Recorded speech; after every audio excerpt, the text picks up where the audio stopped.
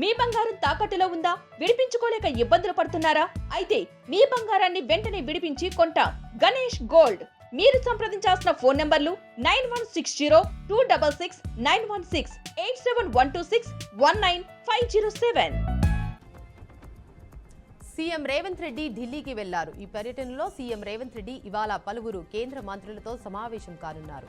తెలంగాణ రాష్ట్రానికి సంబంధించిన పెండింగ్ నిధులు, పలు ప్రాజెక్టుల అనుమతి నిధులపై విడుదలపై చర్చించనున్నారు. జూలై 24న ఆయన కాంగ్రెస్ అధ్యక్షుడు మల్లికార్జున్ ఖర్గే, లోక్సభలో ప్రతిపక్ష నాయకుడు రాహుల్ గాంధీలతో సమావేశమై తెలంగాణలో నిర్వహించిన కులగణన సర్వే ఫలితాలను సమర్పించనున్నారు. బీసీలకు 42% రిజర్వేషన్ అమలుపై వివరణ ఇవ్వనున్నారు.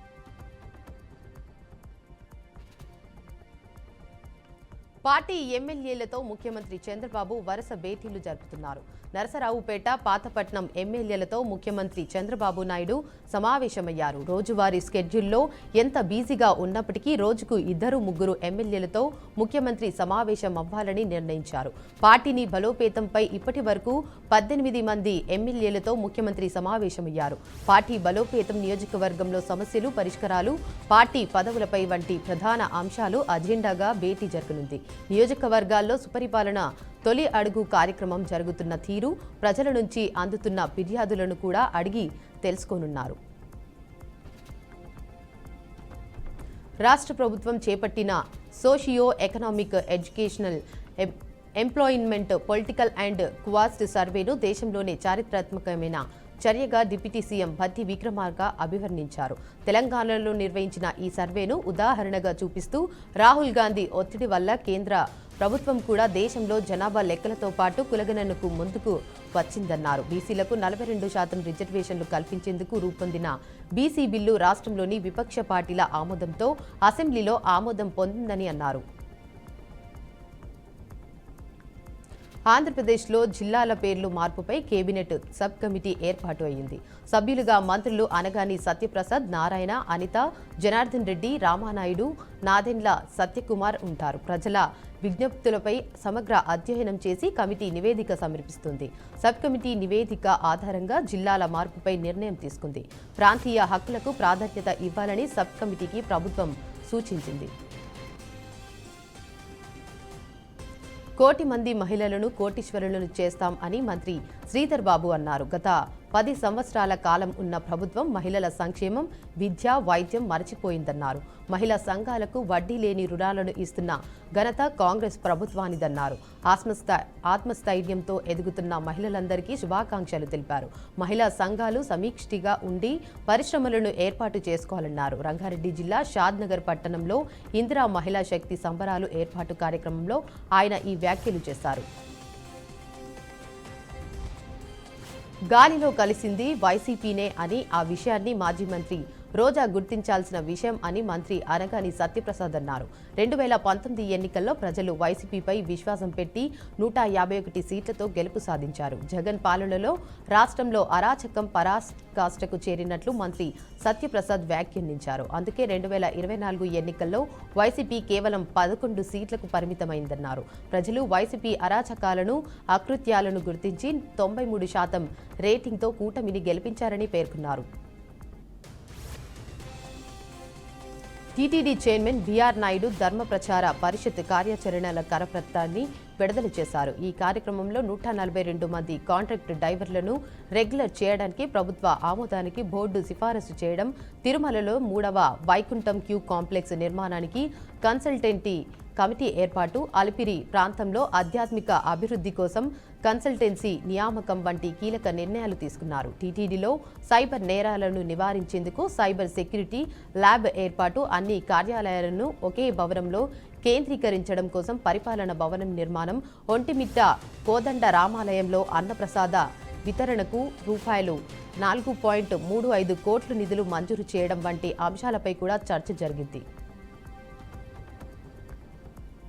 యాదాద్రి భువనగిరి జిల్లా కలెక్టర్ కార్యాలయం ఎదుట ఎస్ఎఫ్ సిపిఐ ఆధ్వర్యంలో తమ డిమాండ్లను నెరవేర్చాలని ధర్నా చేపట్టారు. తమకు న్యాయం చేయాలని, కలెక్టర్ బయటకు రావాలని నినాదాలు చేశారు. కలెక్టర్ ఆఫీస్ ప్రాంగణంలోకి వెళ్లడానికి గేటు ఎక్కేందుకు ప్రయత్నించగా పోలీసులు విలువరించారు. ఈ నేపథ్యంలో పోలీసులకు విద్యార్థులకు మధ్య తోపులాట జరిగింది. దీంతో కలెక్టరేట్ ఆవరణలో కొద్దిసేపు ఉద్రిక్తత వాతావరణం చోటు చేసుకుంది. అనంతరం విద్యార్థులను పోలీసులు తమ వాహనంలో పోలీస్ స్టేషన్కు తరలించారు. ఉమ్మడి నెల్లూరు జిల్లా గూడూరు పట్టణం తిలక్ నగర్లో మేము సైతం షో ద్వారా తన సొంత నిధులతో నిర్మించిన దివ్యాంగురాలు ఉషా ఇంటిని సినీ నటి మంచు లక్ష్మి సందర్శించారు. కాసేపు పిల్లలతో ముట్టించి యోగా క్షేమాలు తెలుసుకున్నారు. ఈ సందర్భంగా దివ్యాంగురాలు ఉషా రైలు ప్రమాదంలో కాలు కోల్పోయిందని మంచు లక్ష్మి తెలిపారు. ఉండటానికి ఇల్లు లేక చిన్న బిడ్డలతో రోడ్డుపై ఉంటున్నామని మేము సైతం షో ద్వారా తెలియడంతో తన సొంత నిధులతో కట్టించారు. ఇంటిని సందర్శించి సేవ చేసేందుకు భగవంతుడు మంచి అవకాశం ఇచ్చారని భగవంతుడికి థ్యాంక్స్ చెప్పారు. ప్రకాశం జిల్లా ముండ్లమూరు మండలంలోని గ్రామాల్లో పారిశుద్ధ్య పనులపై ప్రత్యేక శ్రద్ధ వహించాలని జిల్లా కలెక్టర్ తమీం అన్సారియా అన్నారు. మండలంలోని పూరిమెట్ల, కెల్లంపల్లి, పెద్ద ఉల్లగల్లు గ్రామాలను కలెక్టర్ సందర్శించారు. పారిశుద్ధ్య నిర్వహణ P4 విధానంలో నీడ్ బేస్డ్ ప్రాథమిక సర్వే తీరును పరిశీలించి వివరాలను అధికారులను అడిగి తెలుసుకున్నారు. తొలుత జిల్లా కలెక్టర్ పూరిమెట్ల గ్రామాన్ని సందర్శించి పారిశుద్ధ్య నిర్వహణను పరిశీలించారు. ప్రతిరోజు డిప్యూటీ ఎంపీడీఓలు, పంచాయతీ కార్యదర్శులు క్షేత్రస్థాయిలో పర్యటించి పారిశుద్ధ్య నిర్వహణపై ప్రత్యేక శ్రద్ధ వహించాలని అధికారులను ఆదేశించారు. డోర్ టు డోర్ చెత్త సేకరణ నిర్వహణ సక్రమంగా నిర్వహించాలని, సేకరించిన చెత్తను ప్రాసెస్ చేయాలని సూచించారు. పారిశుద్ధ్య నిర్వహణలో అలసత్వం వహించిన అధికారులపై చర్యలు తీసుకోవడం జరుగుతుందని జిల్లా కలెక్టర్ స్పష్టం చేశారు. ప్రకాశం జిల్లా ఒంగోలులో మరోసారి ఫ్లెక్సీల వివాదం రేగింది. మాజీ మంత్రి బాలినేని శ్రీనివాసరెడ్డి ఫోటోలతో ఏర్పాటు చేసిన deputy CM Pawan Kalyan cinema Harihara Veeramallu ఫ్లెక్సీలను మున్సిపల్ కార్పొరేషన్ సిబ్బంది తొలగించారు. ఒంగోలు నగరంలో మాజీ మంత్రి బాలినేని శ్రీనివాసరెడ్డి ఫోటోలతో హరిహర వీరమల్లు ఫ్లెక్సీలు వెలిశాయి. గత వైసీపీ ప్రభుత్వంలో మంత్రిగా పనిచేసిన బాలినేని ఏడాది క్రితం జనసేనలో చేరారు. అయితే బాలినేని జనసేనలో చేరికని గత కొంతకాలంగా ఒంగోలులో టీడీపీ, జనసేన క్యాడర్ వ్యతిరేకిస్తున్నారు. వైసీపీలో బాలినేని ఉన్న సమయంలో టీడీపీ, జనసేన నాయకులు, కార్యకర్తలపై అక్రమ కేసులు పెట్టి వేధించారన్న ఆరోపణలు ఉన్నాయి. ఈ నేపథ్యంలో టీడీపీ, జనసేన నాయకులు ఫోటోలతో బాలినేని అనుచరులు ఎప్పుడు ఫ్లెక్సీలు వేసినా ఇరు పార్టీ శ్రేణులు బగ్గుమంటున్నాయి. ప్రకాశం జిల్లా గిద్దలూరు మున్సిపాలిటీలో పారిశుద్ధ మున్సిపల్ కార్మికుల సమ్మె 7వ రోజుకు చేరింది. సమ్మె సందర్భంగా పారిశుద్ధ కార్మికులు తమ విధులను బహిష్కరించి నిరసన వ్యక్తం చేస్తూ పంగనామాలు పెట్టుకుని నిరసన ర్యాలీ నిర్వహించారు. ఈ సందర్భంగా కూటమి ప్రభుత్వం తమ డిమాండ్లను వెంటనే పరిష్కరించాలని వారు తెలిపారు. గత 7 రోజుల నుంచి సమ్మె చేస్తున్నా కూడా ప్రభుత్వం నిమ్మకు నీరున్నట్టు వ్యవహరిస్తుందని, ఇప్పటికైనా ప్రభుత్వం స్పందించి తమ నాయకులను చర్చలు పిలిపించి న్యాయపరమైన డిమాండ్లను వెంటనే పారిశుద్ధ కార్మికులు డిమాండ్ చేశారు.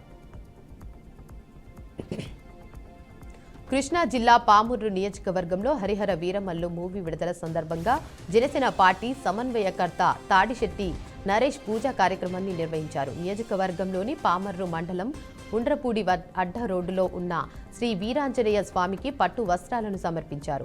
అనంతరం స్వామికి ప్రత్యేక పూజలు, కార్యక్రమాలు నిర్వహించారు. పవన్ కళ్యాణ్ డిప్యూటీ సీఎంగా కూటమిలో ఆయనకు ఇచ్చిన పదవికి దేశంలోనే 2వ స్థానం సాధించిన వ్యక్తి అని నరేష్ అన్నారు.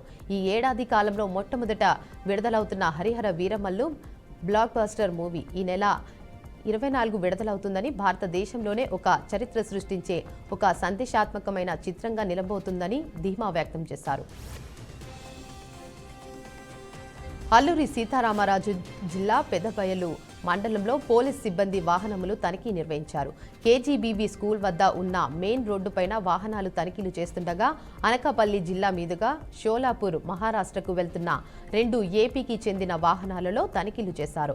అయితే వాహనాలలో సుమారు 560 కేజీల గంజాయి గుర్తించిన పోలీసులు స్వాధీనం చేసుకుని ఓ వ్యక్తిని పట్టుకున్నారు. మరో 4 నిందితులను పరారీలో ఉన్నట్లు పోలీసులు తెలిపారు. ఇక స్వాధీనం చేసుకున్న విలువ సుమారు 28 లక్షల రూపాయలు ఉంటుందని పోలీసులు వెల్లడించారు.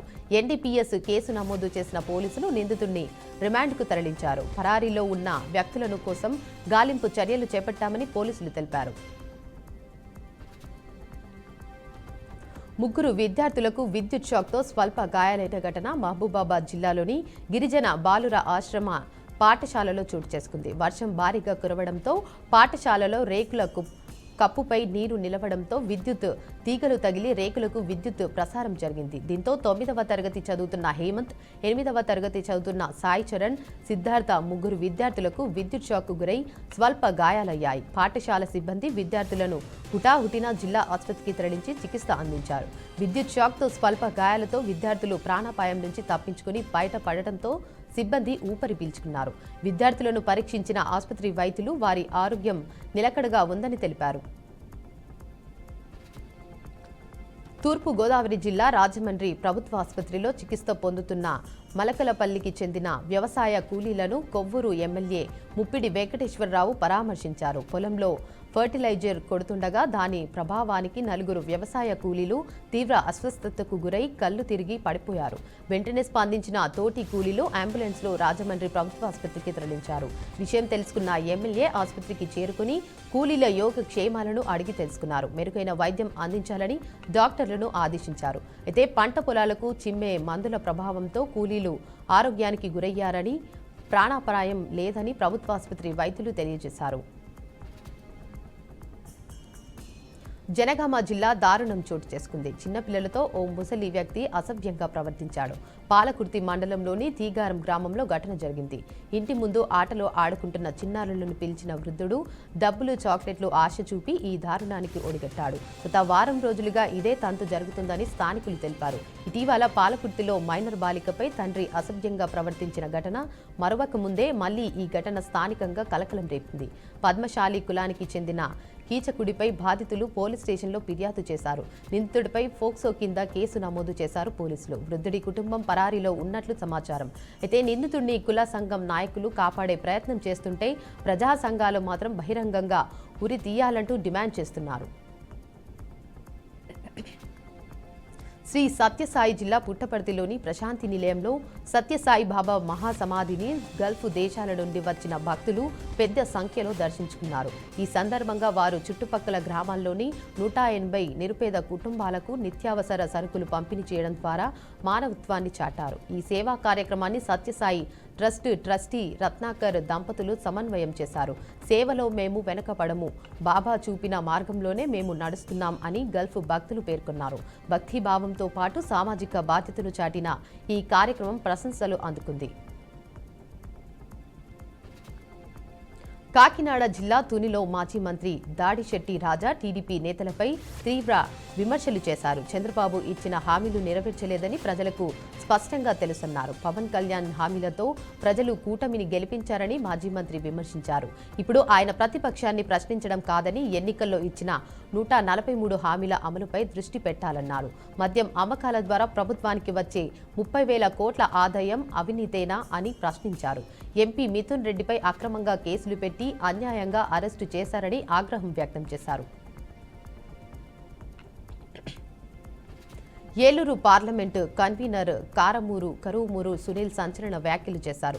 హరిహర వీరమల్లు సినిమా ధరలు పెంచుకున్నారు కానీ రైతులకు గిట్టుబాటు ధరలు కల్పించారా అని ప్రశ్నించారు. రాష్ట్రంలో వైసీపీ జెండా వేసుకున్న ప్రతి ఒక్కరిని కూటమి ప్రభుత్వం ఇబ్బందులకు గురిచేస్తుందని ఆరోపించారు. జగన్ ప్రవేశపెట్టిన క్యూఆర్ కోడ్ను ప్రతి ఇంటికి తీసుకువెళ్లి కూటమి ప్రభుత్వం చేసిన మోసాలు వివరించాలని కార్యకర్తలకు చెప్పారు. పవన్ కళ్యాణ్ డిప్యూటీ సీఎంగా ఉండడం ఈ రాష్ట్రానికి దౌర్భాగ్యమని మండిపడ్డారు.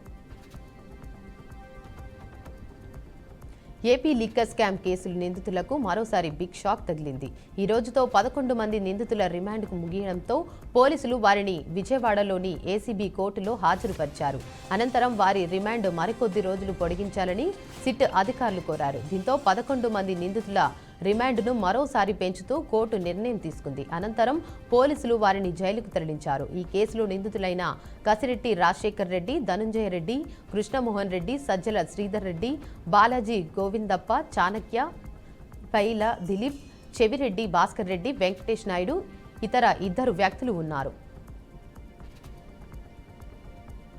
బీసీ రిజర్వేషన్లపై 2 జాతీయ పార్టీలు తెలంగాణ ప్రజలను మోసం చేస్తున్నాయని తెలంగాణ జాగృతి అధ్యక్షురాలు కవిత ఆరోపించారు.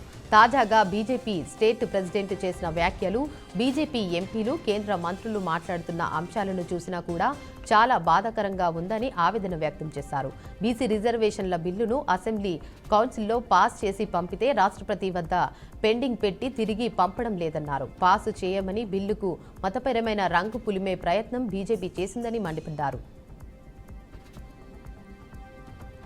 మాజీ మంత్రి బీఆర్ఎస్ వర్కింగ్ ప్రెసిడెంట్ కేటీఆర్ 5,000 మందికి కేసీఆర్ కిట్లను పంపిణీ చేశారు.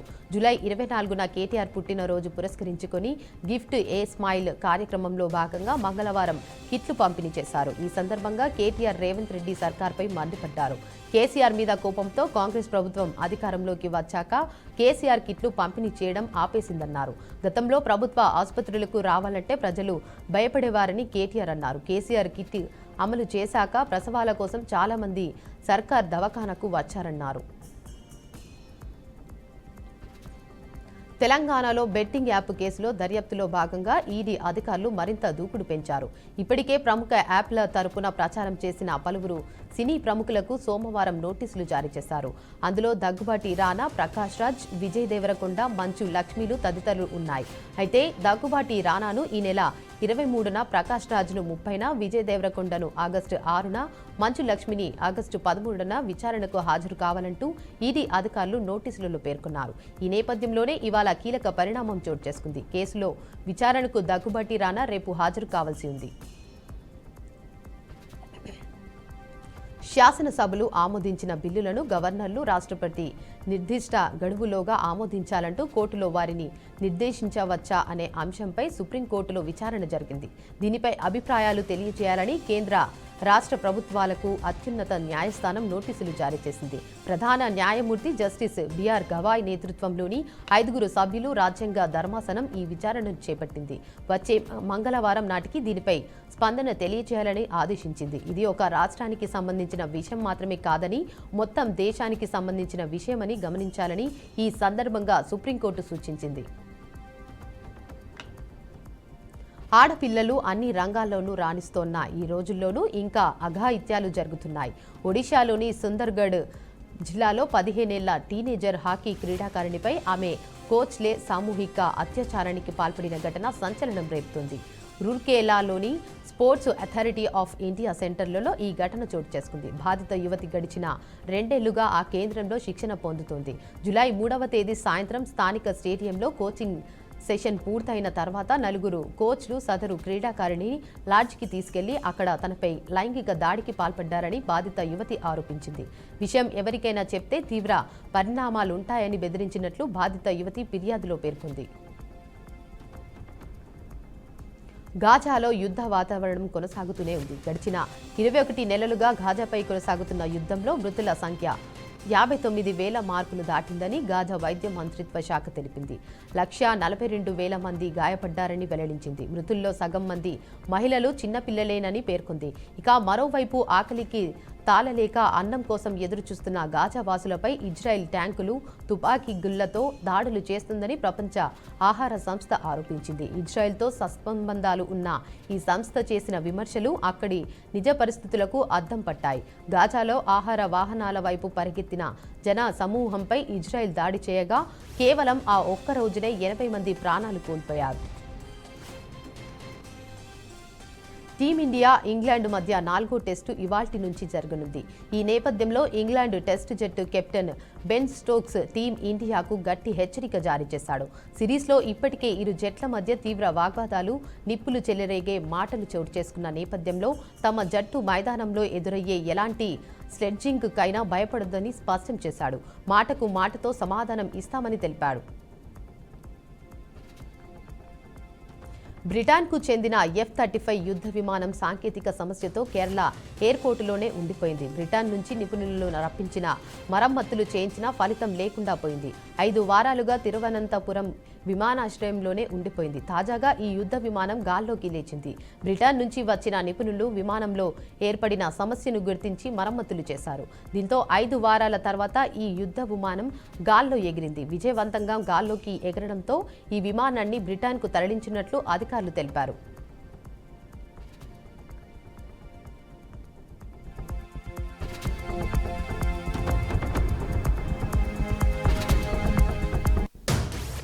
అమెరికా టారిఫ్లపై స్పష్టత మదువరులో లాభాల స్వీకరణతో దేశీయ స్టాక్ మార్కెట్లు దాదాపు ఫ్లాట్గా ముగిశాయి. ఆగస్టు 1న అమెరికా భారత్ వాణిజ్య ఒప్పందం గడువు సమిస్తుండటంతో పెట్టుబడిదారులు అప్రమత్తంగా వ్యవహరించారు.